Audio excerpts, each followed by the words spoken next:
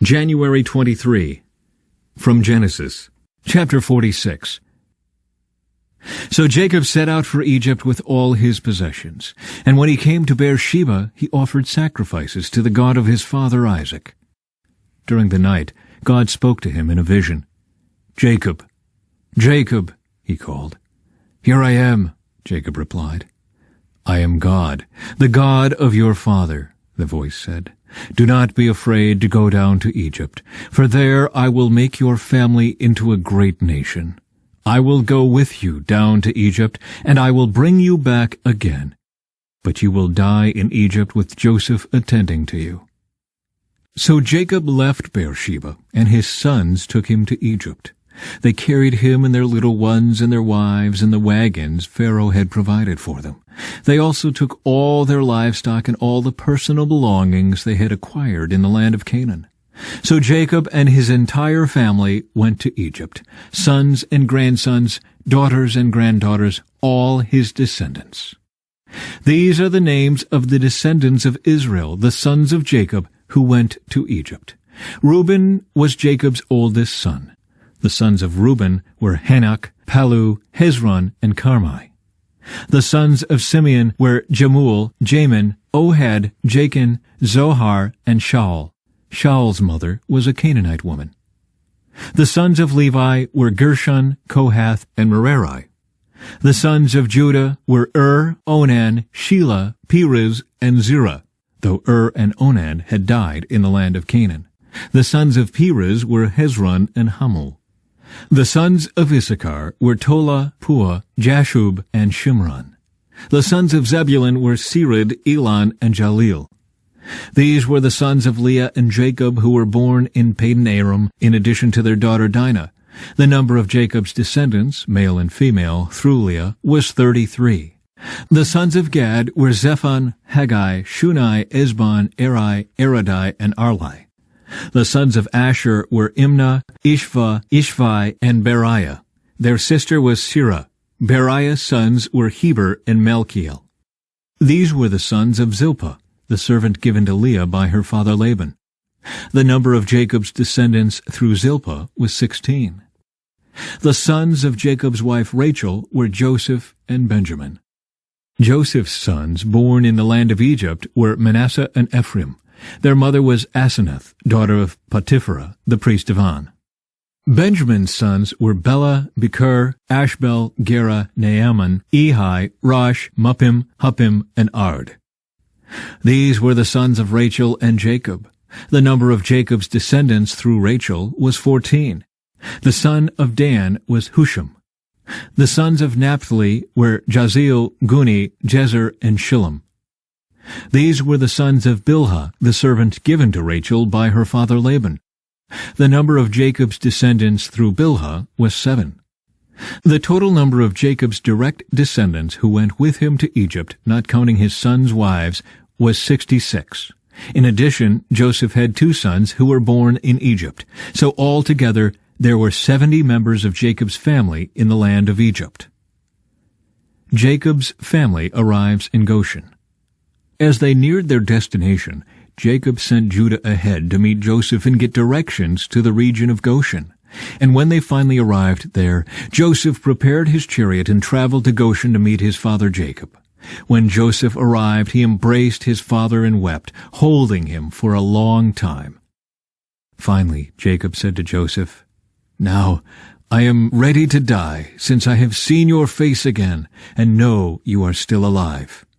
And Joseph said to his brothers and to his father's entire family, "I will go to Pharaoh and tell him, 'My brothers and my father's entire family have come to me from the land of Canaan. These men are shepherds, and they raise livestock. They have brought with them their flocks and herds and everything they own.'" Then he said, "When Pharaoh calls for you and asks you about your occupation, you must tell him, 'We, your servants, have raised livestock all our lives, as our ancestors have always done.' When you tell him this, he will let you live here in the region of Goshen, for the Egyptians despise shepherds." Then Joseph went to see Pharaoh and told him, "My father and my brothers have arrived from the land of Canaan. They have come with all their flocks and herds and possessions, and they are now in the region of Goshen." Joseph took 5 of his brothers with him and presented them to Pharaoh. And Pharaoh asked the brothers, "What is your occupation?" They replied, "We, your servants, are shepherds, just like our ancestors. We have come to live here in Egypt for a while, for there is no pasture for our flocks in Canaan. The famine is very severe there, so please, we request permission to live in the region of Goshen." Then Pharaoh said to Joseph, "Now that your father and brothers have joined you here, choose any place in the entire land of Egypt for them to live. Give them the best land of Egypt, let them live in the region of Goshen, and if any of them have special skills, put them in charge of my livestock too." Then Joseph brought in his father Jacob, and presented him to Pharaoh, and Jacob blessed Pharaoh. "How old are you?" Pharaoh asked him. Jacob replied, "I have traveled this earth for 130 hard years, but my life has been short compared to the lives of my ancestors." Then Jacob blessed Pharaoh again before leaving his court. So Joseph assigned the best land of Egypt, the region of Ramesses, to his father and his brothers, and he settled them there just as Pharaoh had commanded. And Joseph provided food for his father and his brothers in amounts appropriate to the number of their dependents, including the smallest children. Joseph's leadership in the famine. Meanwhile, the famine became so severe that all the food was used up, and people were starving throughout the lands of Egypt and Canaan.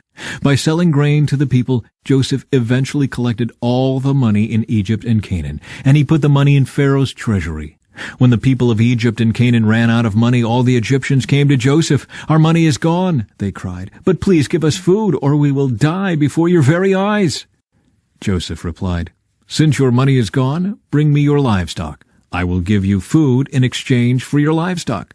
So they brought their livestock to Joseph in exchange for food. In exchange for their horses, flocks of sheep and goats, herds of cattle and donkeys, Joseph provided them with food for another year. But that year ended, and the next year they came again and said, "We cannot hide the truth from you, my lord.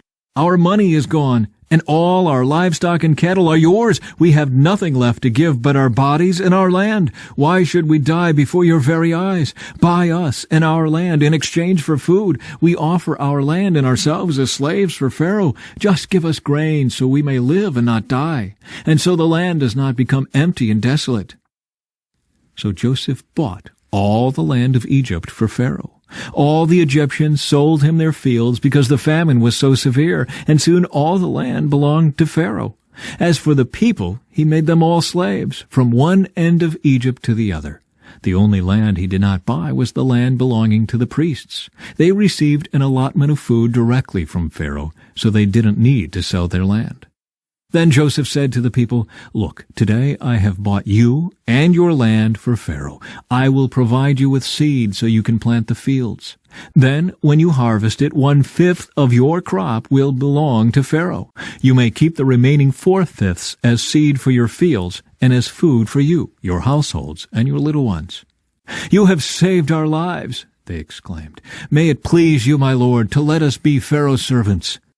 Joseph then issued a decree, still in effect in the land of Egypt, that Pharaoh should receive 1/5 of all the crops grown on his land.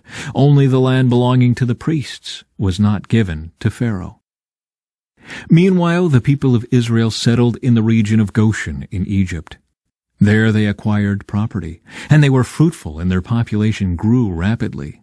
Jacob lived for 17 years after his arrival in Egypt, so he lived 147 years in all. As the time of his death drew near, Jacob called for his son Joseph and said to him, "Please do me this favor. Put your hand under my thigh and swear that you will treat me with unfailing love by honoring this last request. Do not bury me in Egypt. When I die, please take my body out of Egypt and bury me with my ancestors." So Joseph promised, "I will do as you ask." "Swear that you will do it," Jacob insisted. So Joseph gave his oath, and Jacob bowed humbly at the head of his bed. From Matthew, chapter 15. Some Pharisees and teachers of religious law now arrived from Jerusalem to see Jesus. They asked him, "Why do your disciples disobey our age-old tradition? for they ignore our tradition of ceremonial hand-washing before they eat." Jesus replied, "And why do you, by your traditions, violate the direct commandments of God? For instance, God says, 'Honor your father and mother,' and 'Anyone who speaks disrespectfully of father or mother must be put to death.' But you say it is all right for people to say to their parents, 'Sorry, I can't help you, for I have vowed to give to God what I would have given to you.' In this way, you say they don't need to honor their parents, and so you cancel the word of God for the sake of your own tradition. You hypocrites! Isaiah was right when he prophesied about you, for he wrote, 'These people honor me with their lips, but their hearts are far from me. Their worship is a farce, for they teach man-made ideas as commands from God.'" Then Jesus called to the crowd to come and hear. "Listen," he said, "and try to understand. It's not what goes into your mouth that defiles you. You are defiled by the words that come out of your mouth." Then the disciples came to him and asked, "Do you realize you offended the Pharisees by what you just said?" Jesus replied, "Every plant not planted by my heavenly Father will be uprooted. So ignore them. They are blind guides leading the blind, and if one blind person guides another, they will both fall into a ditch." Then Peter said to Jesus, "Explain to us the parable that says people aren't defiled by what they eat." "Don't you understand yet?" Jesus asked. "Anything you eat passes through the stomach and then goes into the sewer. But the words you speak come from the heart. That's what defiles you. For from the heart come evil thoughts, murder, adultery, all sexual immorality, theft, lying, and slander. These are what defile you. Eating with unwashed hands will never defile you." The faith of a Gentile woman. Then Jesus left Galilee and went north to the region of Tyre and Sidon. A Gentile woman who lived there came to him, pleading, "Have mercy on me, O Lord, Son of David, for my daughter is possessed by a demon that torments her severely." But Jesus gave her no reply, not even a word. Then his disciples urged him to send her away. "Tell her to go away," they said. "She is bothering us with all her begging." Then Jesus said to the woman, "I was sent only to help God's lost sheep, the people of Israel." But she came and worshipped him, pleading again, "Lord, help me." Jesus responded, "It isn't right to take food from the children and throw it to the dogs." She replied, "That's true, Lord, but even dogs are allowed to eat the scraps that fall beneath their master's table." "Dear woman," Jesus said to her, "your faith is great. Your request is granted." And her daughter was instantly healed. Psalm 19. The heavens proclaim the glory of God. The skies display his craftsmanship. Day after day they continue to speak. Night after night they make him known. They speak without a sound or word.